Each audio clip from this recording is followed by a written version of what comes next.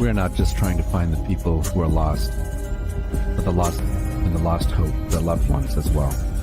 The two boys that were in the vehicle and their parents that helped cover up the vehicle are all guilty. We want the families to know that people still give a damn. I saw my father put his hands around her neck, and then he carried her out of my sight. Our name is also our mission. We are locating the lost.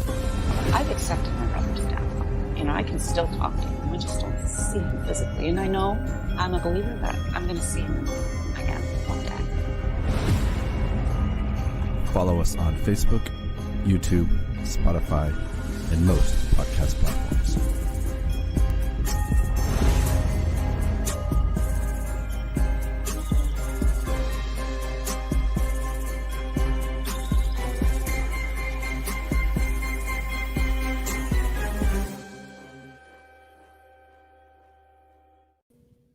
And we're live. Thanks everyone for tuning in, and everyone watching this back as a recording. Yes, thank you so much. So we've got a few people in here. Good evening, Lorne. Oh, do you want to be called Duke or Lorne? I see you put Duke on there. So Lorne Duke Novak. How you doing tonight? I'm fine. Great. Lovely day. It's good to see you. It's good to see you again. That's been a last while. time we talked to you, 5 years, I think. You still look the same. Time. Jeff and I both look a lot older, so I'm not sure how that works. Well, some of us go bald, and some of us go grayer. Yeah. I age like a fine milk. Exactly. So, Lorne is the brother of Kenny Novak. He's one of the Cape Breton three, the three boys who were killed on the tracks in Smyrna, Maine, back on July 10th, 1970. So, welcome, Lorne. Thank you. Thank you so much for joining us again.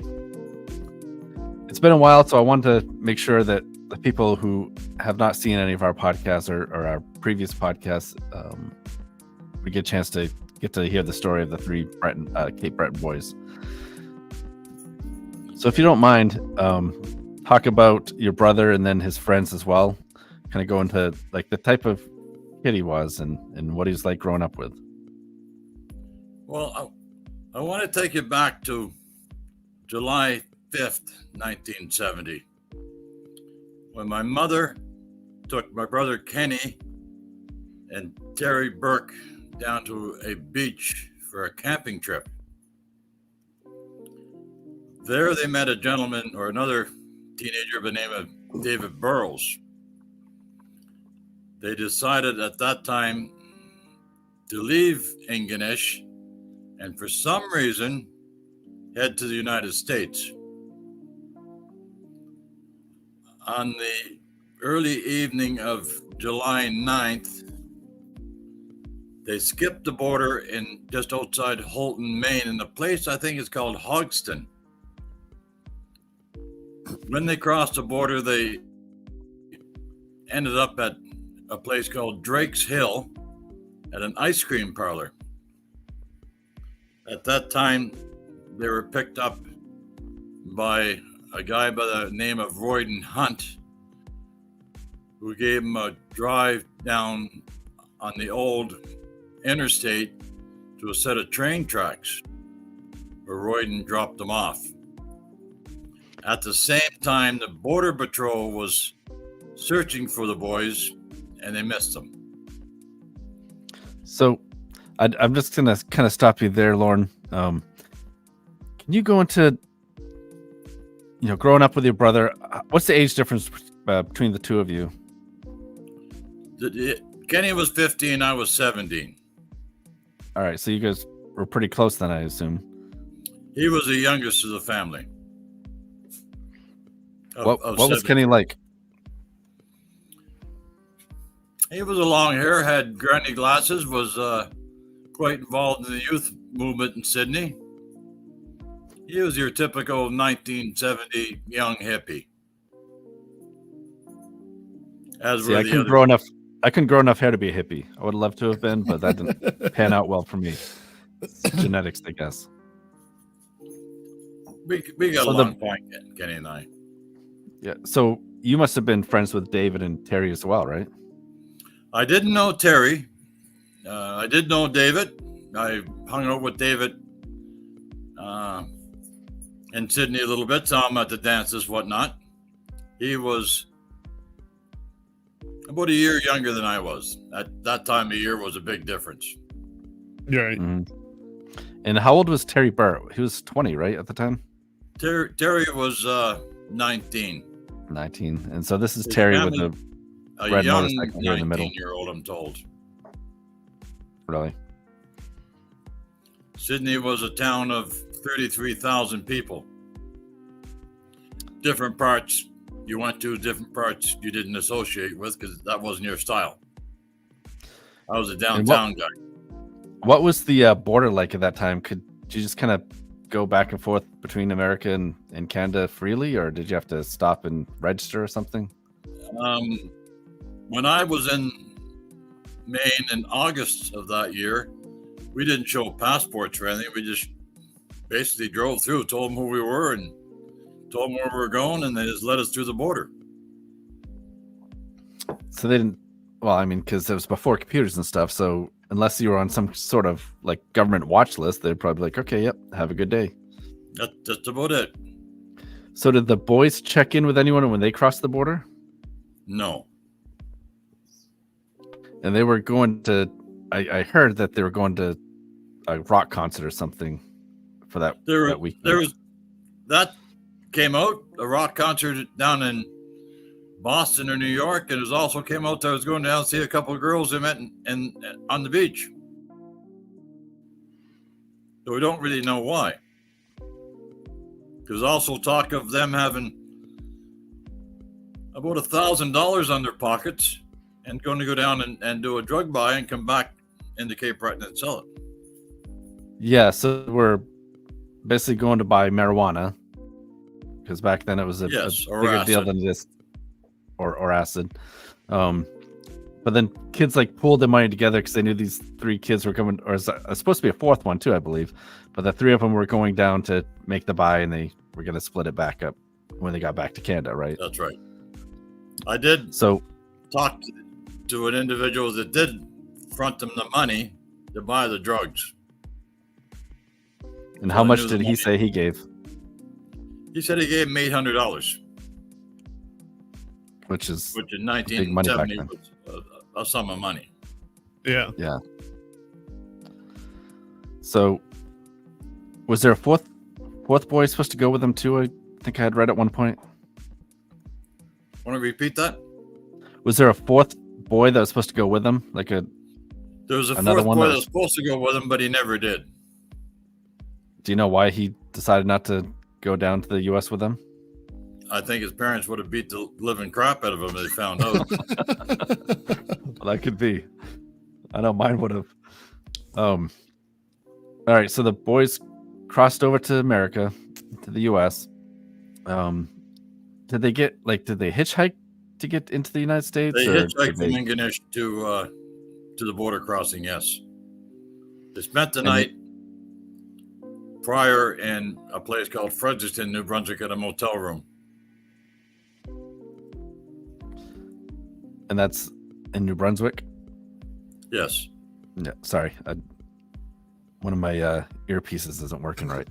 All right, so they went down there. They spent the night, and so this is July 10th at this point, like because they went down there on the This 9th. is The morning is July 9th, 9th. Okay, and they got So a July ride with 9th. an older gentleman that drove them to the border mid-afternoon. and so then where did they go from there? From there, after they crossed the border, they sneaked into Holton at a place called Drake Hill at an ice cream parlor. Yeah, Jeff, do you have the Google Earth there? Let's pull this up. And I'm trying to remember what's the name of that ice cream parlor, Jeff. Drake's Dairy Bar. Thank you. So they made it to Drake's Dairy Bar down here. That bright yellow line there is the Canadian border. Drake's Dairy Bar is in Holton. Yeah, We actually Dairy bar. We actually went up this area 2 weekends ago. Jeff and I did, and we got to stay at a place right across, like you could look across the street and see the Canadian border. They had these white poles, so you could tell where the border was. That's kind of neat. First time I've been that far north. So if you can zoom in there, Jeff, to the Drakes. So they and we're not entirely sure exactly where it is. This is roughly the area because the business isn't still around. Okay. So they get to Drake's Dairy Bar. Do you know what time of night this is at this point on the 9th? This is about, I can't say what time they showed up. Speaking to Royden Hunt, who picked them up, he picked them up at approximately 10 o'clock at night.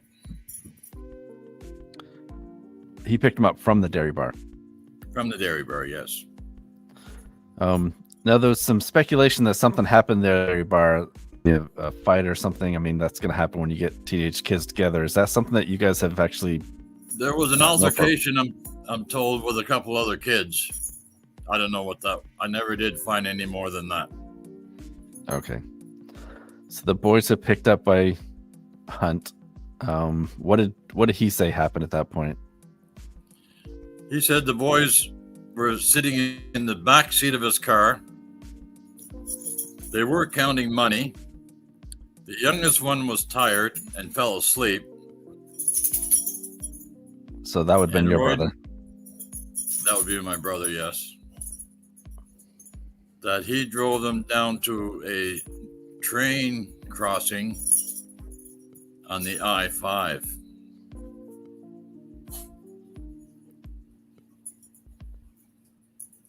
Oh, train crossing. Right where the pin drop is. Okay. The I-5 didn't look like that. It wasn't a divided highway at the time. Oh, okay. So he dropped him off there at the railroad tracks. Yes. Did the kids talk to him at all inside the car? Did he ask what they were doing down there, or? They just told him that they were traveling around. Did they pay him for the ride or anything? Sorry? Did they pay him for the ride or anything? No. He said their feet were wet because his car was wet in the morning when he checked it. What other conversations did they have with him? Did they talk to him about maybe border crossing and someone looking for them or anything like that? Royden told me they never mentioned how they got into the States. All right. Just that he felt there were illegal aliens at the time because they wanted to be out of sight. Right, especially if they want to get off at the train crossing, right? Maybe walking down that way. It never made any sense about getting off at the train crossing because they didn't know where the train crossing went. Oh. Did he say if they request to be dropped off there, or did he just decide to drop off there? That's what he tells me. They want to be dropped off at the train crossing. That's weird. So he drops them off at the train crossing. Now, where does because it's my understanding as well that Border Patrol may have been looking for the boys. Where did you hear that from? Well, now you're scratching my memory. Actually, from newspaper clippings. So Border Patrol may have known that the boys had crossed over. Do you know how they would have known that? Or did they come across the boys? Or what happened? The boys tripped some sensor. An alarm went off in the border house that they had illegals crossing into the States.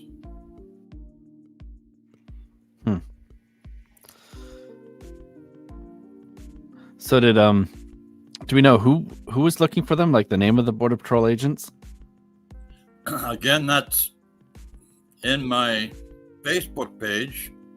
I've old age creeping up on me, memory slipping. But it's his name, and the ironic part about who that Border Patrol officer was, I was told was transferred down to Texas within the next month after that happening.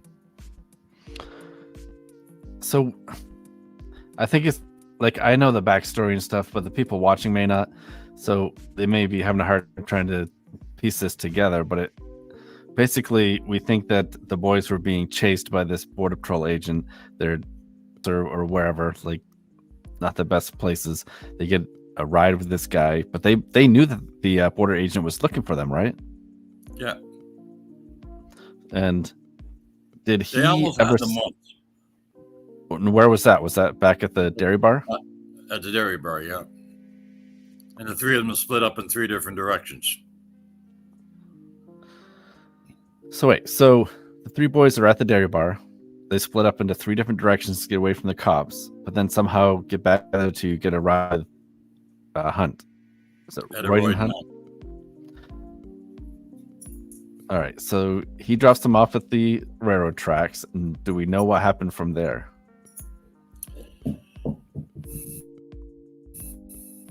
That's a mystery.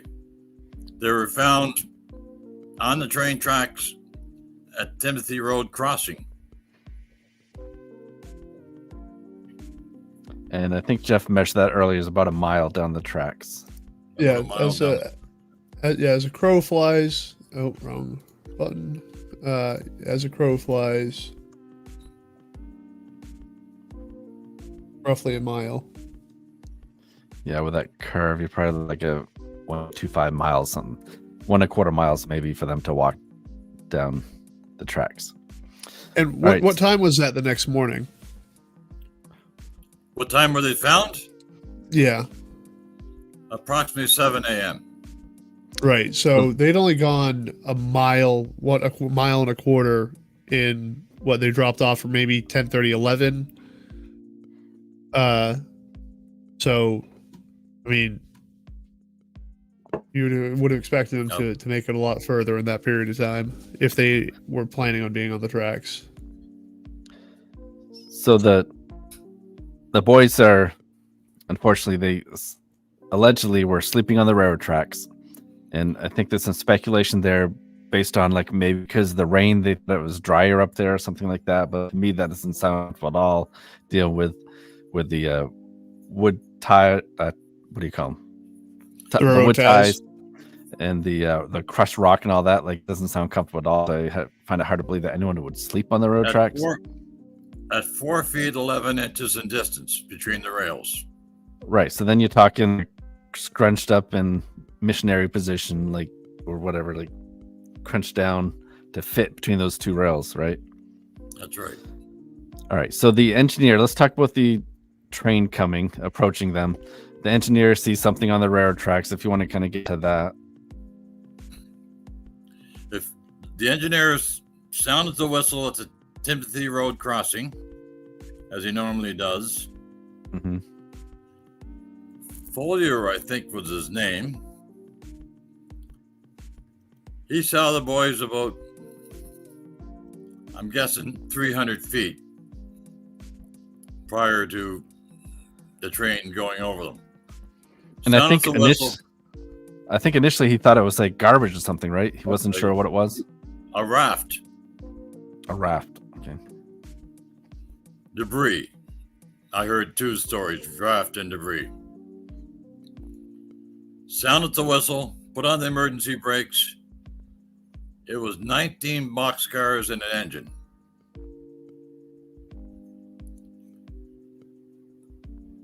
Nobody moved on the tracks. Anytime soon. Yeah, he didn't. They didn't flinch. They didn't do anything. They just stayed right there, even with the horn going and the train barreling down on them. Missy Jean says, "My thing is, I've slept outside of Maine like that. It gets cold at night. You don't sleep good. At that time in the morning, they would have been awake. They would have heard that train." And I think that's a good point because the sunrise, I think that morning was about 4:30, 5 o'clock. 5 o'clock sunrise. So they would have been, sitting in the sun for 2 hours. I feel like kids that age, they're on an adventure. They're excited to be out there. I feel like they would have gotten up and been moving. Yeah, absolutely. As soon as you get a little bit of sunlight, it's like, okay, it's time to move. Like, shake off some of the cold, get going. Thanks, Joe, for calling me out. I realized as soon as I said it.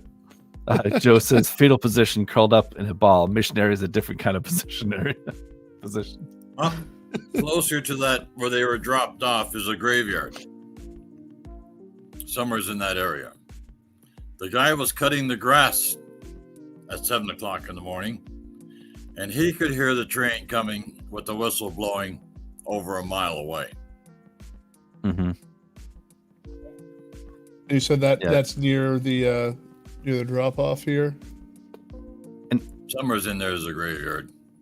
And say that one person asleep on the tracks may not hear it, but there's no way 3 of them didn't hear anything. I find that hard to believe, and not to mention the rattling of the rails. He got pretty good hearing as a teenager. Absolutely. Right. Yeah, there's a lot of frequencies that like even we as adults don't hear anymore because like they've kind of burnt out. But when you're 17, you should have all of that intact. I don't know where the graveyard is, but he says it's close to the I-5. And not to mention the rails themselves are going to vibrate, right? They're going to shake. So if those boys, I think the kids were all over 5 feet tall, right? And these tracks are 4 something apart. See, we grew up in a rail city. We know trains, or we knew trains. That's true. We know to stay off the tracks at all times. Cross over the tracks when you had to cross over them, but you didn't walk the rails, or very rarely did you walk the rails. And in the town, we had to cross a set of train tracks. Actually, Jeff, do you want to play that video? We do have video here of, was it Good Morning America or someone that had done the... Could hear a train coming. We're setting up an experiment here. CSX Railroad giving us special access to the tracks. In fact, there are CSX workers just off camera here to keep us safe. There's actually a freight train on its way to us right now coming down this track all the way in the distance. I'm not sure if you can see the headlights or not. I'm going to stand here with my back to the train, not paying attention like so many of us do when we're on the tracks taking selfies. We're going to see how close this train gets before I can actually hear it. Would I have time to jump out of the way? Okay, here comes the train. I don't hear anything at all. It's getting closer and I don't know. closer. I can still kind of hear it there, but maybe it's just the microphone. I hear it right now. And here it is. Look at that. It's basically right on top of me. They are pretty quiet for as big as they are. That is an amazing example, proof that you just don't have time to jump out of the way. Watch it. Now that's a new train, and he also wasn't going very fast. And I could. He wasn't blowing his horn either, right? He wasn't blowing his horn. Those things are loud as hell. Yeah, you've got an old engine from Bangkok Aroostook Railroad. It must have been loud.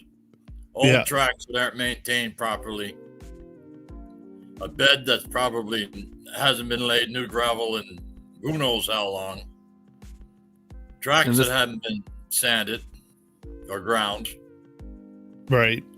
I saw that video before, and I thought it's a newer train. No, yeah, it's absolutely a newer train. Like that thing, yeah. Like there are trucks that are louder than that. Like, there's no way that's like the same thing as a train from back in the 70s. So Lisa says, I wonder if they were put there when they were already passed to make it look like the train did it. Otherwise, why wouldn't they hear the train or feel the vibrations?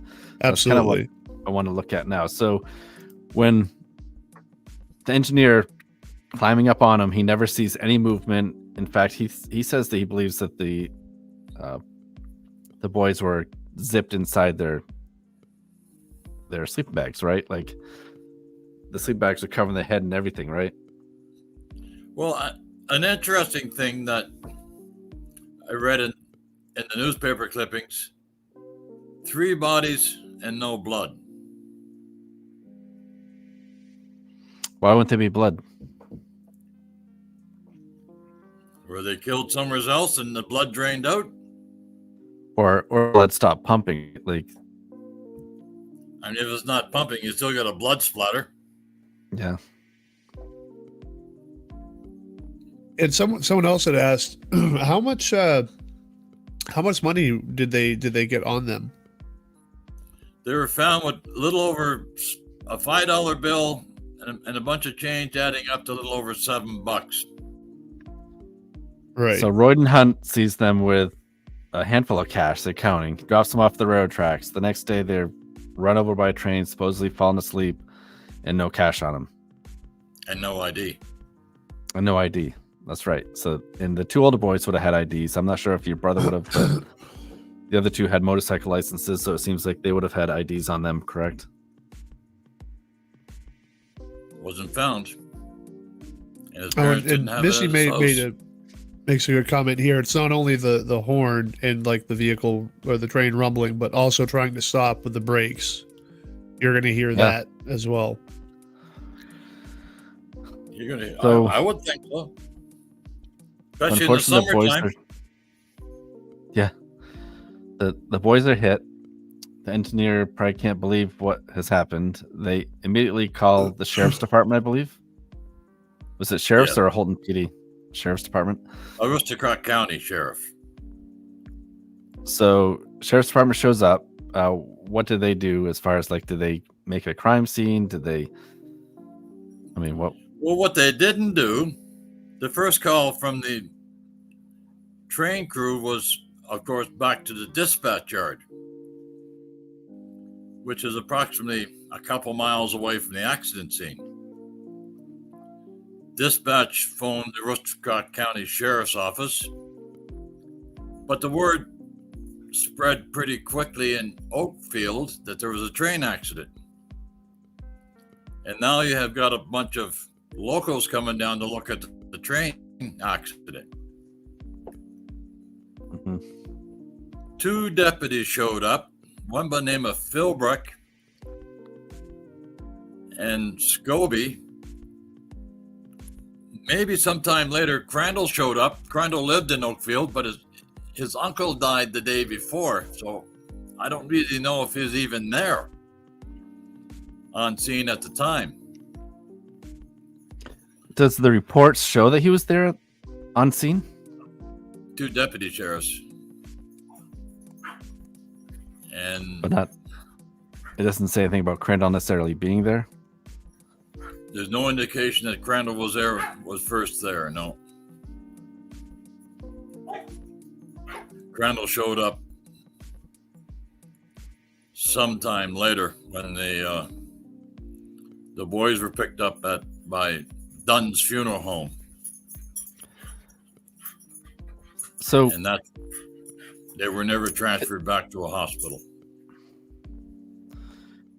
and they never like took a temperature of those boys either, right? To tell, like, I mean, had they done a body temperature check within 10 or 15 minutes, they would have been closer to, the normal temp.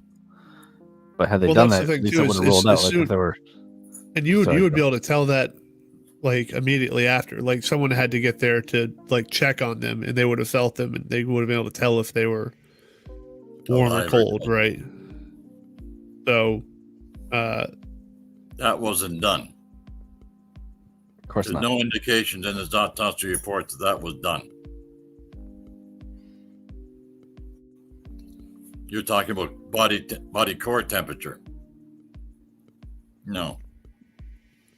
And it would tell them like the time of death or estimated time of death. It would help them figure that out. They didn't do any of that. It was just a simple MD doctor that showed up that performed autopsies when needed. So then, where did they take the boys? They didn't take them to the hospital, right? They took them to. They took him to Dunn's funeral home in Holton. And then who did the autopsy there for them? I forget the doctor's names. It's in the autopsy results if you can read them. Do you have that Facebook page, Jeff? I have the Facebook page. I don't know where the autopsy report is. I've scrolled back to 2020. If you go to photos, it's in there. Oh, okay. And we should say that you can follow this case on Lorne. You're the admin of this Facebook group, right? Yeah. Yeah, so it's called Searching for Answers, the 1970 death of 3 Cape Breton youths in Maine, and I'll share that link in here in the chat so everyone can go check that out. I just posted it. But, okay, so media, let me see. I believe these are probably the autopsies. Crystal says, sounds like they were robbed. In 1970, $1,000, a lot of cash. Whoever takes all their ID, etc. Someone locally's like.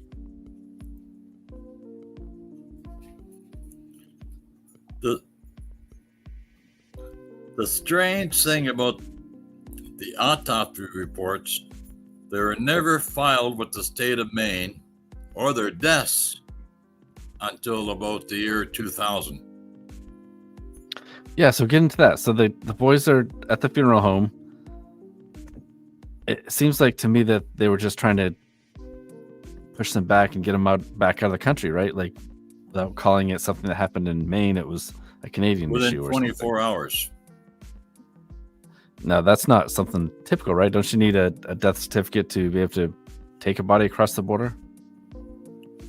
Without a death certificate. Right. You need a death certificate to cross the border with them, correct? That's correct. It Yeah. never happened. It never happened. No. We've had a few cases in Aroostook County lately, so I'm sure the sheriff's department loves us. That what you're reading there is the toxology report. Yeah, so none of the boys had any drugs or alcohol in their system, correct? No, that's what this report is saying here, too. Yeah, this is that report. No alcohol or barbiturates were detected. A trace of formaldehyde was detected. That came from the funeral home. Yeah. I was going to say. It had to have been like the table they were put on or something, right? Or they somehow put formaldehyde in them. I don't know. Somebody made a comment. They were done on the autopsy table, and I would imagine all autopsy tables have some traces of formaldehyde on them. Yeah. Right. So Joe Sargent said that I wanted the same, or if it were that they were under the influence and passed out, even being drunk, I would imagine them would have woken up from the vibration. So here the autopsy says they weren't drunk or on drugs. They had nothing in their system. This guy's sideways, so I can't talk my head and try and read Turn your head. it. That's what I'm doing. Crandall had this figured out in 4 hours. Yeah, let's talk about that. He may or may not even been on the scene, but he decided it was an accident. The boys fallen asleep on the tracks. In fact, I believe your folks had gone down a week or two after, and there's still like debris there at the location, right? I was there a month later, and there's still debris from the sleeping bags were still there. Off. And Crandall's answer to me was, are we supposed to pick up every little piece? Kinda, yeah. Jeez. Oh, you got the good one. If you want to bring that one back about Monroe later, we'll talk about that. Yeah, let's talk about this one. That's kind of funny, like foot in the mouth type scenario here. So what is this? What is letter what all this about? is? At about 2000, 2002, I decided to put a plaque down at the scene. Piece of steel that I welded up and with the names and the date on it. Actually, I'll show that. I do have that here. I'll show that real quick. Yeah, there it is there. I contacted the, I guess you would call him administrator of Aroostook County. I guess he didn't like my statement that I want to put the plaque there, so he contacted the Sheriff James P. Medore, and Medore wrote him back and said, I guess I spoke to Novak and told him no, and that will be the end of our problem with Mr. Novak.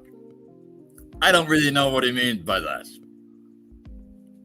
Yeah, that sounds like we're brushing it under the table, like getting rid of it, right? Like, yeah, like you're Novak. Yeah. What a nuisance this guy is. They're trying to find out what happened to his brother. We're gonna shut him up. Yeah, And he's telling me that we're not even interested in dealing anything with it. He told me I was invading on private property and that it would be removed. I'm going to throw it in the field on the side of the track. No one's going to see it, Right. or no one's going to steal it. I'm not defacing anything. Jeff, can you zoom in? I just want to read that last part where he says, "This is his letter to you. I do apologize for the email sent to Doug Bayou, or however you say his name, and mistakenly also sent to you where I said this should end our problem, Mr. Novak. That was a misstatement on my part, and I apologize." Like, so he's admitting that he fucked up. That's when I started chasing after the police report. Never did get it. yeah. Imagine my shock, guys. Lori, I was hoping someone would bring this up. Not to take away from the story, but is this the same Crandall that Eric's parents hired? The private investigator that now resides in Florida. So this is his father. So same name, Daryl Crandall.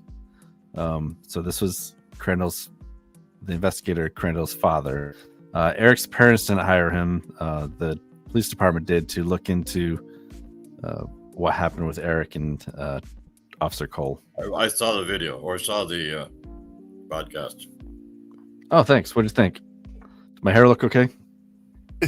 Well done. Yeah. I don't know what happened to it. we can all be lucky like you, Lorne. Get a full head of hair. Out riding a 72 Harley. now. 72. Wow. You look good.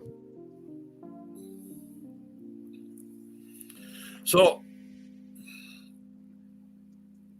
a lot of people, not a lot, some people say they're going to look into the situation. Nobody ever has. And they just seem to have dropped out of sight. So, Lisa, this is Lorne Novak. He is the brother of Kenny Novak, one of the 3 boys that were killed on the track back in 1970.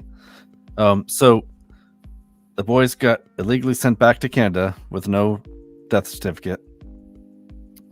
How soon, like, did the families up there have a funeral for them jointly, or are they all separate, or how did that work? The 3 of them were waked in the same funeral home.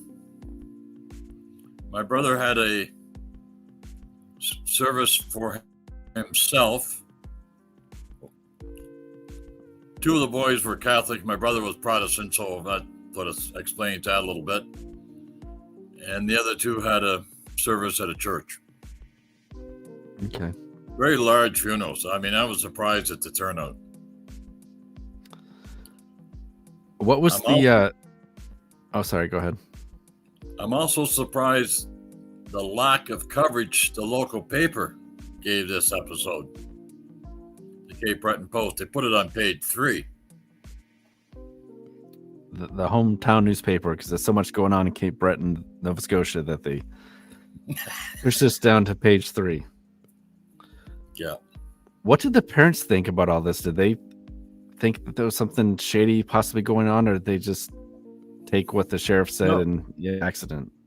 The parents are all gone now, of course. Mm-hmm. I did talk to David Burrows' father here about 10 years ago. He never believed Crandall.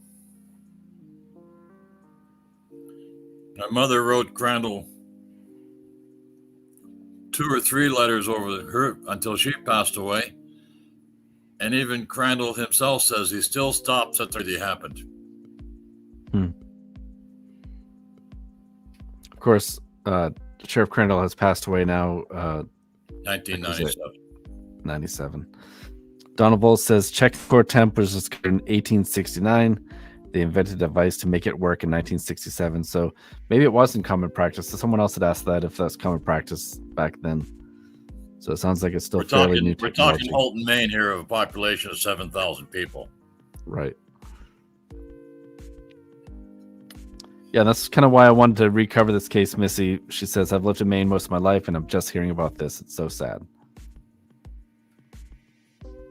So I personally think in 1970, with the hippie movement going on and whatnot, I think Crandall just wanted it out of his hair as quickly as possible. That's the way it looks to me. And I might not be remember this correctly, but I feel like last time you had mentioned that maybe he made a statement like that, like a bunch of hippies, no one's going to care. Or is that just what you thought he was thinking at the time? Crandall didn't like me. Why not? You're a nice guy. You probably tried to ask too many questions too. He, when he took my parents in his car, he sent me in with one of his deputies. So I wasn't that close to Crandall's who actually talked to him. I had a deputy on me all the time. So that's interesting. So he didn't even want to ride in the same vehicle with you because you were a no. He took 2 cop cars up there with him. That's weird. Oh, if you look, go ahead. If you look at the picture of the train section, you can see a field just above there. Oh, can you bring that back up? Well, this is. So I'm looking at it now, and I think that on our Google Earth we had our spot. Timothy Crossing. Yeah, this is where they were dropped off, right? No, they never made it this far. Oh, okay. So, yeah, I'll get the map Google you had Earth on back there up. earlier. Yeah, I gotta pull it back up.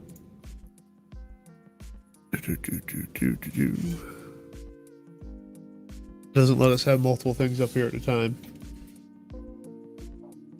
There's a field right there with an entrance on the field.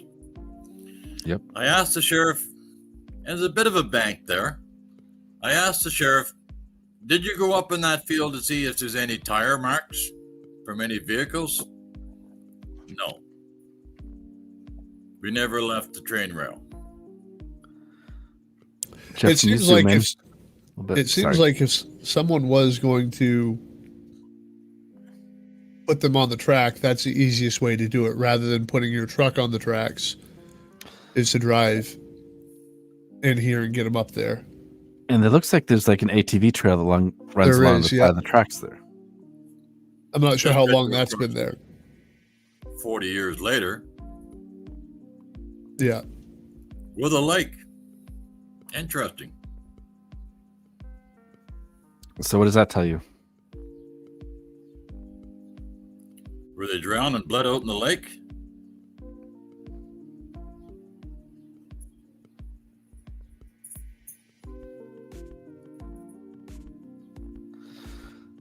I don't know. So, and I know we're kind of speculating about all this, but if the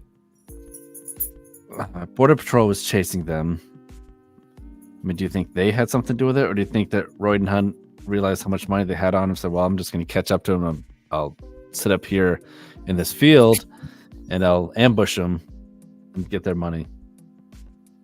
Like, I think you've talked to Royd and Hunt, right? Yeah. I talked to Royd and Hunt. He seems like an honest individual on the phone. If he's still alive now, I don't know. He had a business close by where he sold vehicles. Later on, he remembers the episode very well, of course. He had his car searched by the state police 2 days later after he cleaned it. Why would he clean it?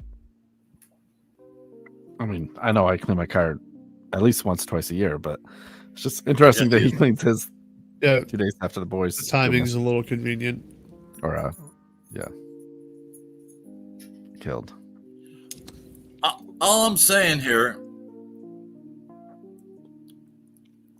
is I'm trying to imply the Aroostook County Sheriff's Office did a bad job. Yeah, we've got that theme a few times lately. There's currently 2 missing people in Washburn, small little town. And they've botched both of those investigations. And now you're telling us about this one. I don't think I'd want to get lost up there or have an accident up there. See, these deputy sheriffs had no formal training. They were hand-picked. Yeah, Friends, but you're a friend from high school, so you can join the department sort of deal. Yeah. And why they let the folks from Oakfield walk all over that scene? I don't understand that either. Were they picking up souvenirs? I don't know. Yeah, you were breaking up. So you said that like locals all showed up at the scene and they start looking around, right? Like they just let them walk all over everything and Pick up mementos? I don't know. or is that where the money went? Did other people pick up the money and Took off with it? right? Could be. That's so I would- gross. I think they should have blocked that area off. Joseph, excellent question. He says, did the train company ever do their own investigation or simply default to the police report? I never found any records from B&A, Bangor Aroostook Railroad.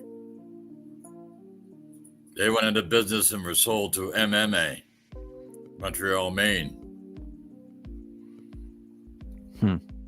And now they're gone out of business.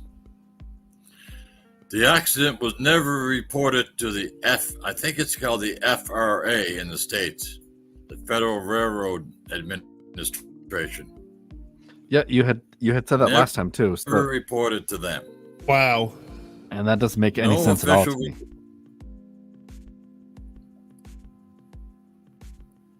What's this? I said that makes no sense to me that it wasn't reported because that's like regulated. It's mandatory. You have to. I'm told because there was no damage done to the train equipment or property. That's why it's never reported.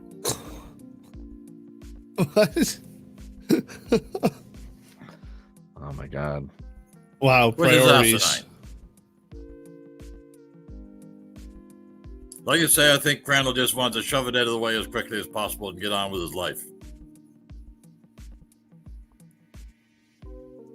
Duke, what do you think happened?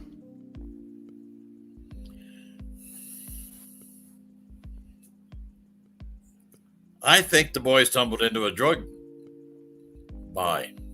drop from out of Canada into the States. And they had to be getting rid of. So you're saying like something was going, because if you look at that field that you'd pointed out earlier, they could have, back in 1970, they could jump right back on 95 there, right? That comes right off 95. I think we were getting some cocaine from Montreal or Halifax, dropped off by a small plane. The boys tumbled onto it and were killed. Because it was back at that time, like cocaine was trafficked quite heavily up in this area, wasn't it? Well, that was the time of I believe Ronald Reagan when he was hard on the drug coming into the States. Mm-hmm. I don't think it was Border Patrol. I don't think it was Royden Hunt, and I don't think it was the Sheriff's Department involved. I think it was a drug bust the boys tumbled into. They killed him. They put him on the train track. No blood at all in the bodies, and I just think it was just too big for Crandall to handle. Unless, the Sheriff's Department could be involved with any drug trafficking as well, like certain officers. Well, I think being Crandall only lived about 3 miles from the scene, And with his reputation, I don't think he wanted to get involved with a big drug era at the time. I think he was onto other things. Stacy says, could they have planned to meet someone on those tracks?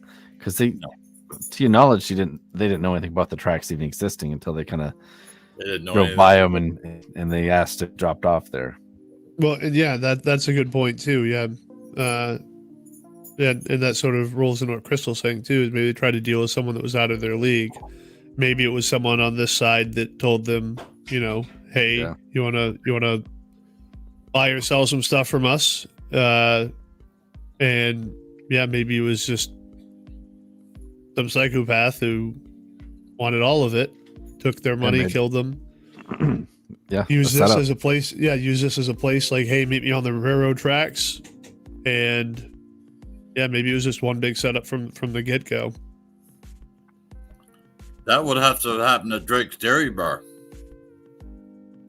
Maybe that's where the initial conversation happened. That might have been the contact, and then meet us at this spot, and that's how they knew where to be dropped off at. Yeah. Maybe that was part of the altercation. Maybe the negotiation didn't go so well, but they figured, okay, we'll go down here and just be done with it, But no, this definitely, that clearing, I think for sure. And let me drag the little guy over here to see what that roughly would look like from the road. Real quick, so Stacy says, didn't he say the boys asked to be taken to the tracks?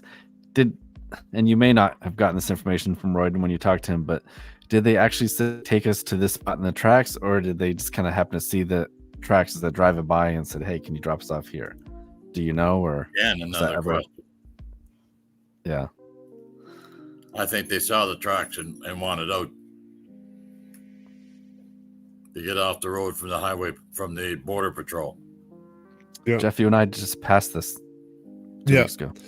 So yeah, and you have to figure, that field was it looks like a fairly intentional clearing out there. Like, these trees blocking it now, very good chance that those wouldn't have been in there. This looks like it was an access point. I think something in the past.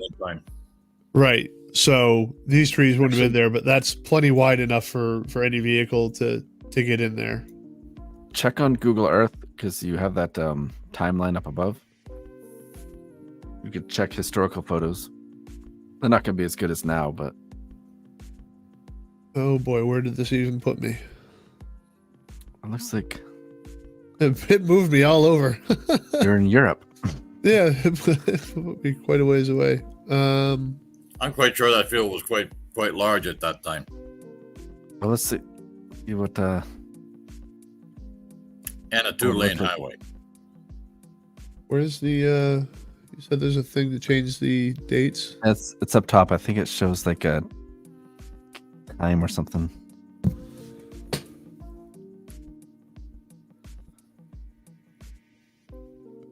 No, keep going. That one right there. I think it's that one right there. Does it give you historical? Well, this says 1985. Although nothing. Oh, mine's different. It brings up a graph and you can actually go back in time with it. To get back to how the boys were transported back to Cape Breton, they came back in 3 sealed caskets. Military caskets. Paid for by the U.S. military. No. Paid by the Canadian. By the families, but that's what casket Dunn's put them in. The vital mistake done by all 3 families was another autopsy was never performed when they got them home. Right. They just took the funeral home in, right? Directly from Dunn's to the Fillmore Funeral Home in Sydney, yes.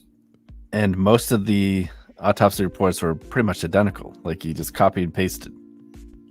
They're almost all 3 of them are almost identical. Other than the name, the height, the weight, everything else is identical. I blocked out the names to protect the families a little bit. Mm-hmm. Out of respect.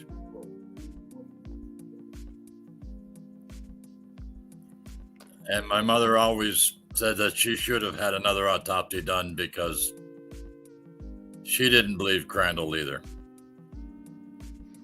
And your dad felt the same as well? All families didn't believe Crandall. But in 1970, you didn't buck the system very much. Even the RCM, it should have been an international incident. External Affairs Canada should have been involved. The FBI should have been involved. Like, not only did Maine and the U.S. let you guys down, but your own Canadian government The own let down as government well. let us down, yeah. Sad. But no reports of any kind ever found. What do you think of this? Just says, could they be exhumed and re-examined? Is that something the families have talked about at all, or? After 50 years, I don't think there's much left. 54 years is not much left. Yeah. I don't think it would.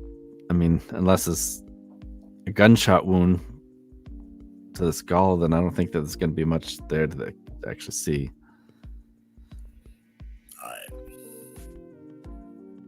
I thought about exhuming my brother, but and honestly, after 50 years, I think he's at peace this long. He should stay there. Yeah, that's something you shouldn't even have to think about. All I've ever asked to the state authorities is show me the reports and admit you made a mistake. Jeff, are you able to bring up the petition? I sent you a link a little bit ago. I love having you here, Jeff. You're so good at like just chasing after stuff. You like putting them to work. He's got like 2 or 3 monitors up there too. He's like, he's good at it. So this is actually something that we helped you set up, right, Lorne? Back in 2019 when we first covered the case. It's got 2,907 signatures. We're looking for about 5,000 signatures for them to reopen the investigation of the Cape Breton boys found deceased on the tracks. And I just shared that in the chat as well. So if you guys want to sign that, it would be greatly appreciated. Have you shared that with anyone in law enforcement to see about getting this looked at again, or? I've talked to the Royal Canadian Mounted Police here where I live.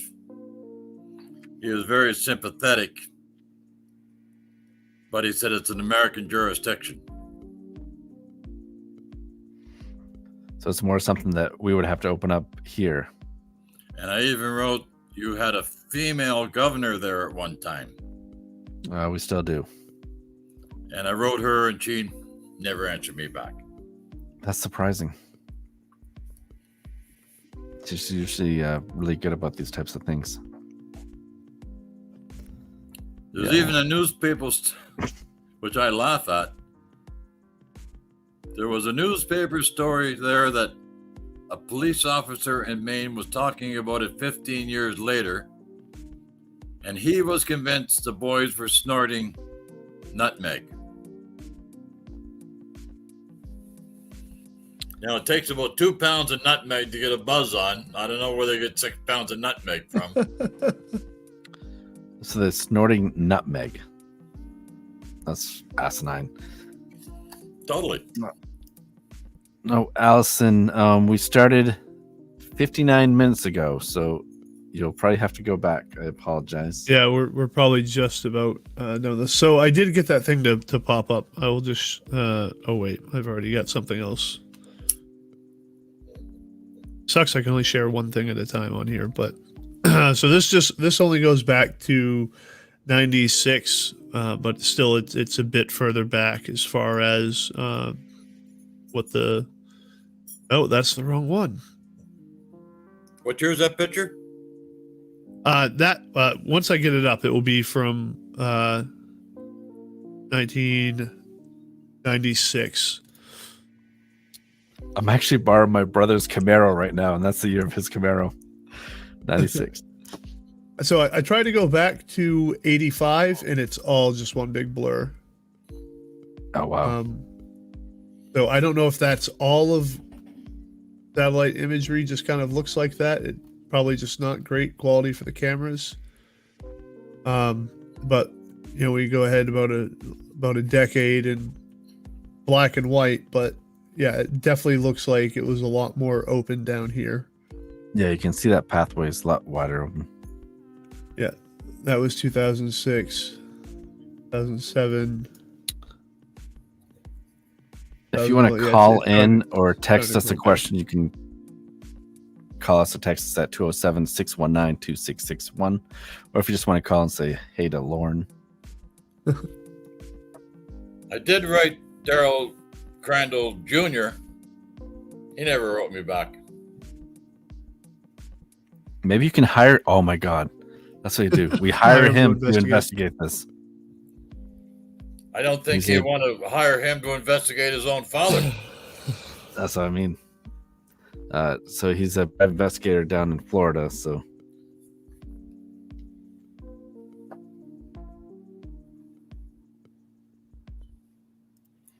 yes, my brother's name is Toby. He let me borrow his car. Nice guy. I was in a car accident a couple weeks ago, so it's nice of him to let me borrow it. The maintenance man from B&A Railroad, he had to remove the bodies from underneath the train. Yeah, that's right. I forgot that. They had to remove the bodies and stuff instead of like having someone. There was only 2 dead at once until they found the body, an extra leg wrapped around the engine. Oh wow! But it's no damage or anything to the trains that have to report it. Right? Yeah. He had to certify the train is safe to travel. That's gross.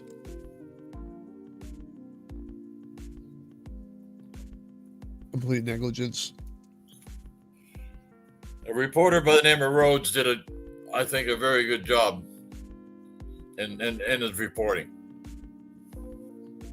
And his stories are on my Facebook page as well. And who is that? Rhodes, the newspaper guy that came up. Oh, because I was going to ask about, is it Ken Jim? Is that the gentleman who wrote a couple books about the case as well?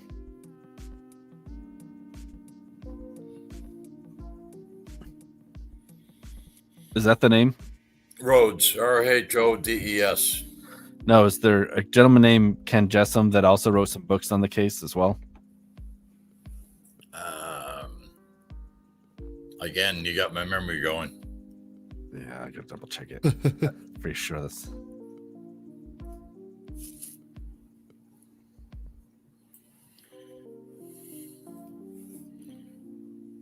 Yeah, so Ken Jessam, he works at the Cape Breton. He lives in Cape Breton.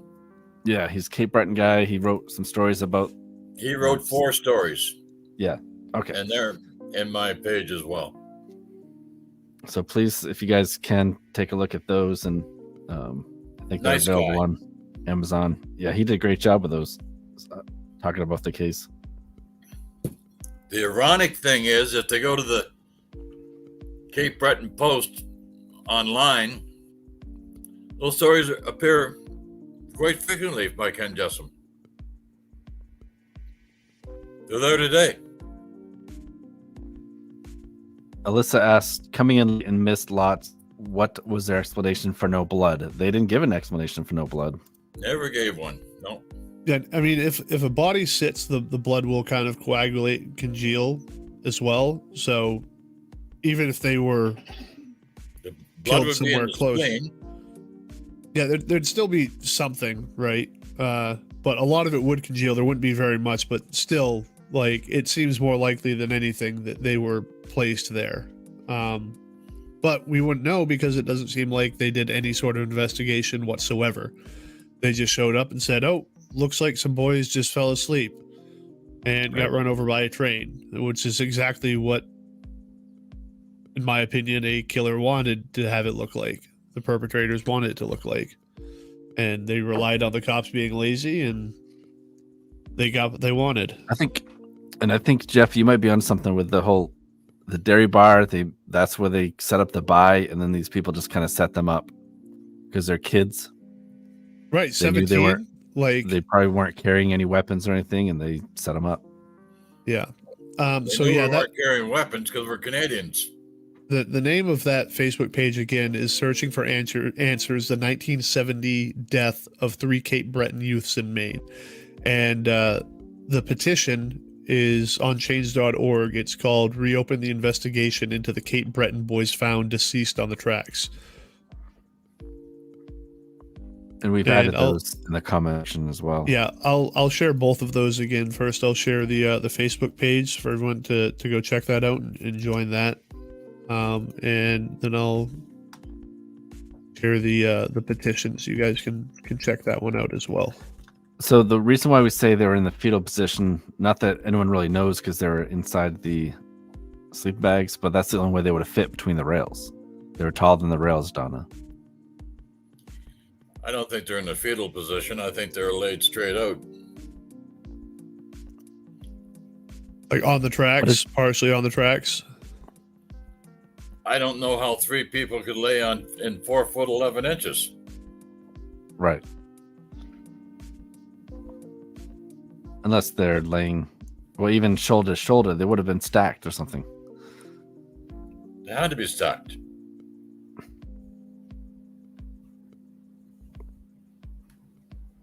I don't know. Yeah, and Beaver Pond Farms says, so no reports from Border Patrol and no state police or federal agencies involved. No. Nope. Just the Sheriff's Department, and that was it. Accident, call it good, let's go home. And Royden Hunt's car searched 2 days later at a golf course. That took what? 2 minutes. And Gay Harvey says, I signed and shared the petition, so thank you, Gay. Dude, what did you just say? His car was searched at a golf course? Royden Hunt and his friend, I forget the other guy, were playing golf 2 days later. 2 police officers showed up, asked to see his car. They looked for 2 minutes and left. That sounds very official.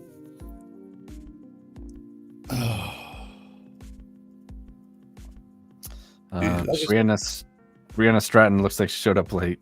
So this is about 3 boys are crushed by a train. There's very little investigation done, and this is Lorne Novak. He's the brother of one of the victims, and he and a lot of people believe that there's something else going on here, that those boys were dead before the train ever hit them, they were supposedly sleeping on the tracks and never moved with the train barreling down on top of them. Yeah, we're probably getting close to ending, Brianna. So I'd recommend, if you want to hear all the details, maybe go back and watch it, because there's a lot going on with this. Will it be solved? I can't see it 54 years later. Yeah. I just would like to have the state say to the family, a mistake was made and we're sorry for it. Yep. At least that, right? There's. If that happens in my lifetime, I will be surprised. Well, as 2 Americans, we apologize to you, Lorne. I wish we could do something more, but it's horrible what happened to your brother and his friends, and that the investigation didn't resolve anything, and it just made the whole case didn't get the attention it deserved. Yeah, that's the story. The problem is that 99% of the people that were involved in this story are dead themselves now. Yeah.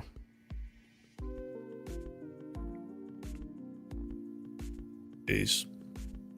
Even the train museum in Oakfield had at the time no information on that train accident. Yeah. Again, there's so much more going on in Oakfield. Oh, Oakfield, a thriving place. Yeah. Like you would have thought that would have been something major in their museum. But I guess if you don't want to talk about stuff. Lauren, it's good talking to you again. We really appreciate you sharing your brother's story. I'm happy people are still interested in it and still want to know what's going on. And it just proves that, to me, the story that you just did about that other officer. Some of them are not as good as they make out to be. It seems like there's a lot going on in Aroostook County. And my condolences to the family that happened to. Yeah, they're really great people. They're going through a rough time right now, but well, just want to thank everyone that tuned in and just wanted to say, sharing this helps get these boys' story out there so that more people can hear about it, and hopefully it makes it to the right people that can make something happen. So, the likes and shares are greatly appreciated, and they help with this to. And if you're ever out this way, I got a big house, we'll take you fishing. Yeah. Sounds good. Go fishing, go for a Harley ride. No. We'll get a little sidecar for Jeff and I riding next to you. I might let you take the dog for a walk. Okay. Yeah. Fair enough. Watch him ride the Harley. But all right, okay, yeah, all right. Thanks everyone, and thank you very much, Lorne, for being with us tonight. I'll talk to you sometime later. Absolutely. All right. Good night, everybody. Thanks, thank you. Search for 5-year-old Taylor Williams led investigators to Alabama this week.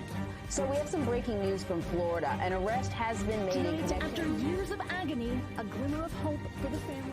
Investigators spent hours searching through this house off Pennsylvania Avenue. What could be a major development in the search for missing Alabama teenager. Tonight, a stunning twist in the search for Taylor. Somebody out there knows something. They want to lay him to rest their way, not by somebody else's way.